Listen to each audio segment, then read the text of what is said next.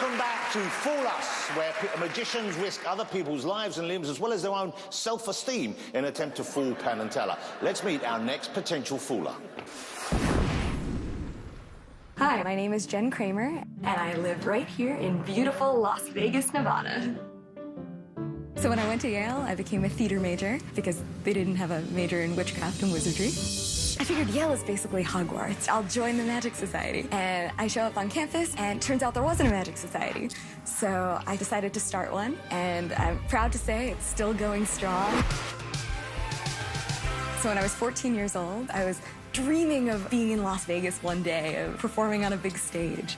Now that I'm doing my show here, there will be girls who come up after the show and say, you know, I never considered magic. But then I saw the show, and, you know, now I think magic is so cool. And that, to me, is so rewarding. I love that about magic.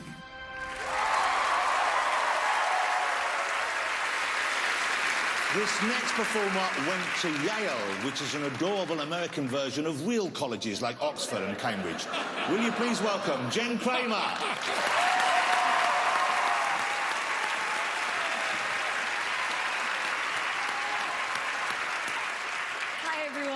Thank you so much for that warm welcome. It is wonderful to be here with you all. I did just graduate from Yale University, and now I'm doing, thank you, now I'm doing magic full-time.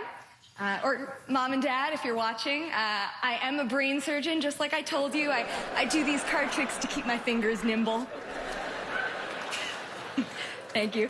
And I'd like to show you right now one of my all-time favorite card tricks. Jonathan, would you join me on stage? Let's hear it for Jonathan Ross, ladies and gentlemen. Thank you very much, Jonathan. So great to meet you. Jonathan, I have a deck of cards here in random order. I'd like you to please take a look at that deck of cards, all mixed up there. Okay. Now, Jonathan, I'm going to give you some very explicit instructions. I need you to do exactly what I tell you to do. Can you do that, Jonathan? I will try my best. Excellent. I know you can do it. You're married, right? You know how to follow instructions. Yes. All right. Here's what we'll do. We'll divide the cards so they're half and half-ish. You're going to take one half. I'm going to take one half. Which half would you like? This half. That half. Go for it. Give that half a shuffle, if you would. Really mix it up well there.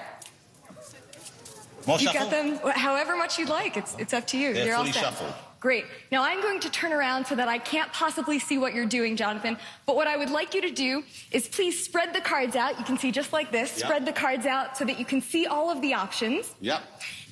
And then I'd like you to think of any one of those cards that you see. Okay. But have you got one in mind? I've got most in my mind right now, but I'll go back to just one. Okay, I've changed it. I've got one in my mind. You've got one in your mind, and you'll remember that card. I'm going to try my best. Terrific. All right, Jonathan, I'll grab back the cards. We'll shuffle them all together, in fact. Okay. And are you ready for your next instructions? Yes. You've been doing very well following instructions so far. Make sure they're nice and mixed up. Would you hold out, you're right-handed, yes? Would you hold out your left hand, actually, because I'm going to have you deal some cards. Okay. All right, terrific. Now, this is so that the cards are entirely out of my control right now, Jonathan. You've got the cards right there. I have the power. Now, what I'm going to ask you to do is please deal the cards face down onto my palm, starting from the top of the deck until I say stop. All right, and by the way, now that the cards are completely out of my control, you can let everyone know what's the card you're just thinking of. I thought of the 8 of diamonds. The 8 of diamonds? Yes. All right, well, please go ahead, and I'd like you to start dealing down cards there until I say stop. Oh, stop. It was quick, but it was good while it lasted.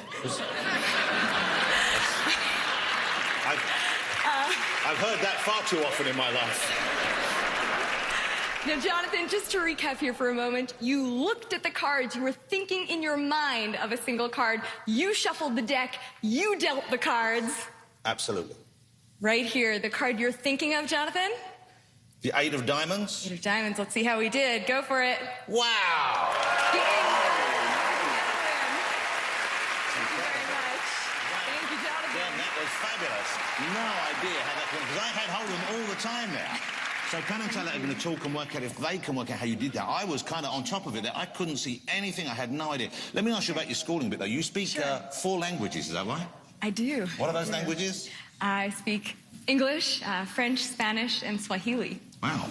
Well, I can see why you'd want to learn some of them, but why French? I know. Nobody speaks that language. That's crazy. What's the situation for you, being a woman in magic? What are the advantages and what are the disadvantages of that?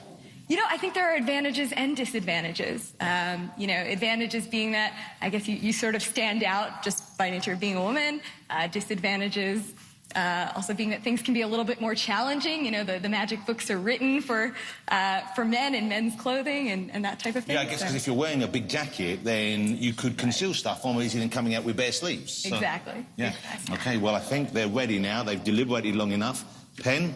Well, you know, the temptation, because women in magic are so rare, is to talk about how refreshing it is to see someone with a couple of X chromosomes up there. But I don't think that's the most interesting thing about this. The most interesting thing about this is not your gender, but rather that what you did is a trick, and the audience probably can't tell the difference. What you did as a trick was predominantly intellectual. And a lot of the people that come out here and do tricks, it's finger flinging, it's what I would call juggling. It's a huge amount of physical practice. Yes. What you were doing there is a huge amount of mental practice. As a matter of fact, when you got to the place when you had to do a shuffle that, you had to do your shuffle, yes. You could see that your handling of the cards was not as smooth as your handling of your mind. I'm going to say a couple of names to you. There's a great Spanish magician named Juan Tamariz, and there's another great Chicago magician named Aronson. And I bet that either of those two guys have a pretty good idea of the capacity you had. Now, I want to tell you, my favorite kinds of card tricks use this technique because I love it when it's up here instead of here. You got a pretty good idea? Absolutely. Okay.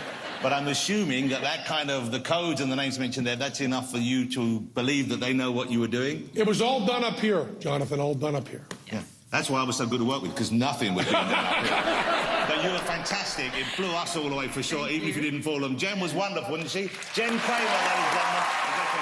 That was fabulous. Jen Kramer. Thank you, Jen.